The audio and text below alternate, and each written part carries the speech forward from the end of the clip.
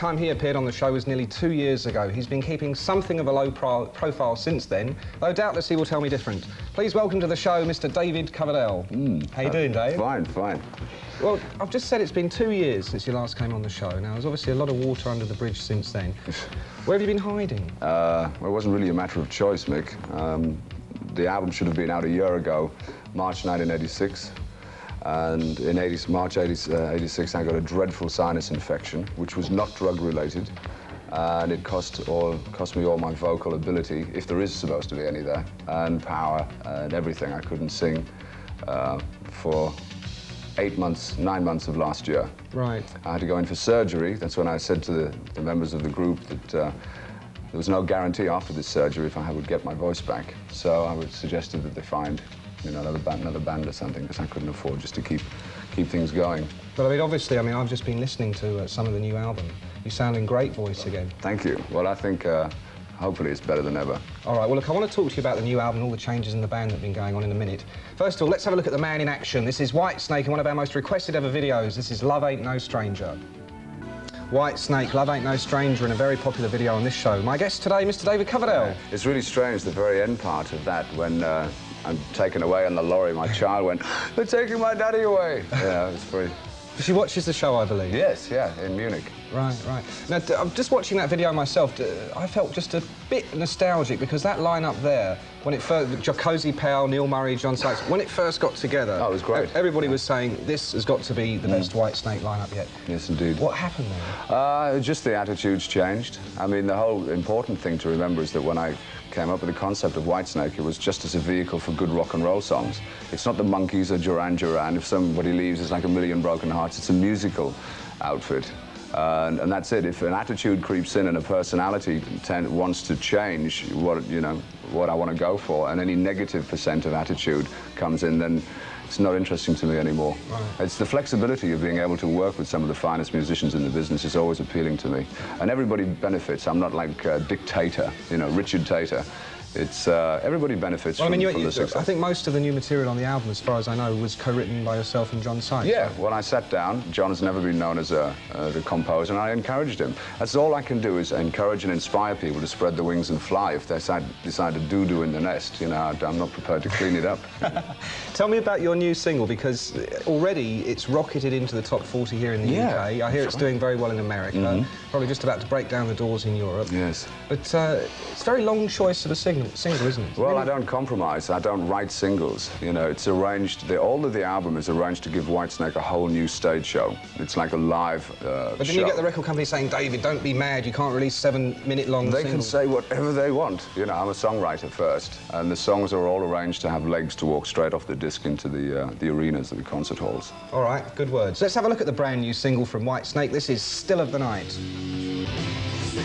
Whitesnake and their brand new single, Still of the Night, and just the odd flick there of David Coverdale getting arrested by the sex police. Why not? Should please a lot of the UK press, I think. Now, a lot of our eagle-eyed viewers, of course, will have spotted in that video Tommy Aldridge on the drums, Rudy Sarzo on bass, Vivian Campbell on guitar, Adrian Vandenberg on guitar. Yeah, I'm going to change the name to the United Nations. There's a Dutchman, an Irishman, a Cuban, a Texan, and me. An serious Englishman. But I think what we've got to do, David, now is clear up this question once and for all. Who is in Whitesnake and who isn't? Well, these gentlemen that you see here already, they're on call to see. You see, it has been a long time since I performed and also had an album out. Slide It In was the most successful album I've ever released. However, I mean, I want to know if people have missed me as much as I've missed them before I commit, you know, to global tours and things like this, because these people that I'm working with are all involved with different projects. Sure. They're prepared to work with me, but I want to be able to guarantee that I can take care of them. So with that, I need some indication whether, you know, people are going to invite me to party with them in their respective countries. But as of right now, it's David Coverdale's show, right? Yes, here I go again, on my own, going down the only road. Tell me, have you ever considered actually dropping the Whitesnake name and just going out as David Coverdale? No, well, I don't know. I get a lot of pressure from the companies because I like to work under the title Whitesnake. You know, the old bluesers, you had Lightning Hopkins, right. Whitesnake, David Coverdale, I don't know. Blind drunk David Coverdale, who knows? Tell me, do you ever, I mean, obviously there have been certain lineups of Whitesnake which have done better than others. Do you have one, or a particular memory that you're particularly fond of? Oh, the best in terms of social was the actual original. I mean, unfortunately, when the fun started to creep in on stage and the attitude became lethargic or lazy in the studio, that's when I had to stop it then. It's too important to me. My responsibility is to the audience who've supported the Whitesnake concept. All right, well, look, let's have a look at one of my particular favourite lineups of Whitesnake. This is from Castle Donington in 1983, and this is Fool for Your Loving. This week, Mr. David Coverdale. Yes. Now, David, just looking at Fool for Your Loving brought back some funny memories, including one. Doesn't legend have it that that song was originally written by you for B.B. King? Yes, B.B., Blues Boy. What's the story there? Well, B.B. was working with the Crusaders at the time, like getting a lot lighter, funkier stuff.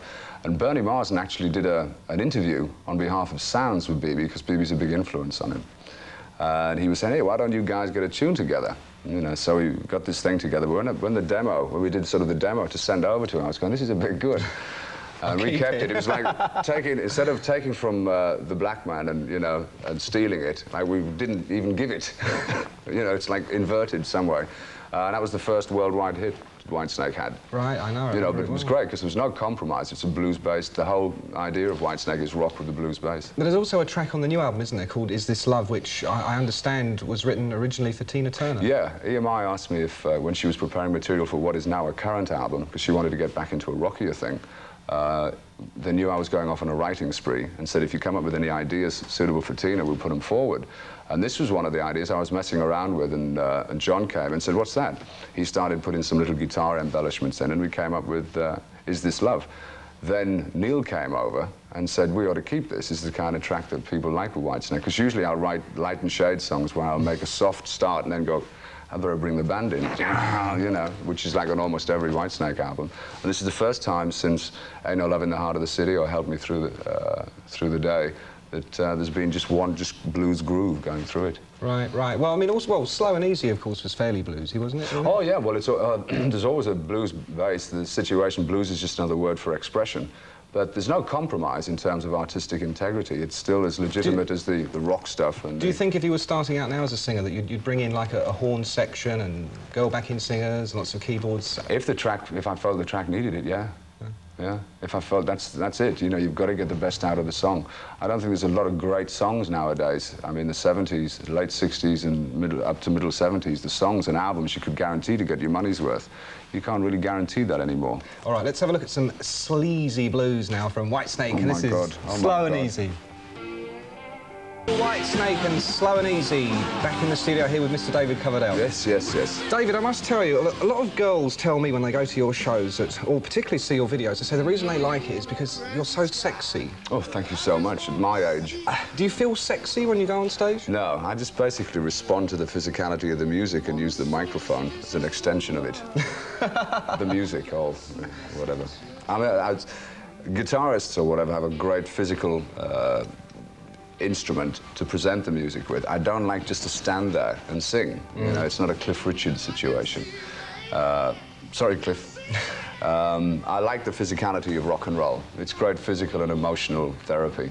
All right, what about, you know, if we're talking about physicality in rock and roll? Sexy. Sexiness in rock and roll. When are we actually going to see you with a new band? Hopefully in the summer, hopefully. What I want to try to do is make some sneak appearances. Yeah, I've really got to test the water. It's been a long time. When you say sneak appearances, I mean, how sneaky are these appearances going to be? You're going to do some festivals? If this, yeah, maybe it'll be a kind of special guest situation, which will be worked out now, or may even have already been worked out. As we speak. And just get in and have a go, you know. Because I definitely, contrary to what a lot of people have been saying in the press, there's no way that I'm going to leave Europe unless they don't want to see me anymore. Right. Now, how do you, obviously, while you've been away, it's only been a couple of years. It's quite substantial. Yeah. Let me put it this way, in the last 6 months, particularly in Britain and Europe, we've seen the advent of people like Bon Jovi and Europe, both of which have been zooming into our top 10s. Strangely enough, I must say, Joey Tempest from Europe reminds me a little bit of an earlier version. I've got about of David 15 Coverdale. years on him. Yeah, he's good. I got a compliment sent from Joey in Stockholm. It was very nice. What did very he nice. say? It's just that I'm a big influence on him. It's a compliment, you know. So you're gonna chase these youngsters into the charts? No. I can still bite the odd nether part, you know. I think I can still kick with them and show them a few tricks. All right, I'm sure you can. Let's have some more White Snake now, and this is Guilty of Love. Yeah, a bit of White Snake there, Guilty of Love. David, thank you very much for coming in to see us today. My pleasure, my pleasure. Good luck with the album. It's a stunner. I'm going to review it on the show next week and tell everybody about it. Good luck with the tour as well. Thank you very much. It's nice to be here. If, by the way, you do want to win one of those deep purple tour jackets we talked about earlier on in the show, the address to write to is Mick Ball on the Monsters of Rock show, 87 St John's Wood Terrace, London, Northwest 8, 6PY, England.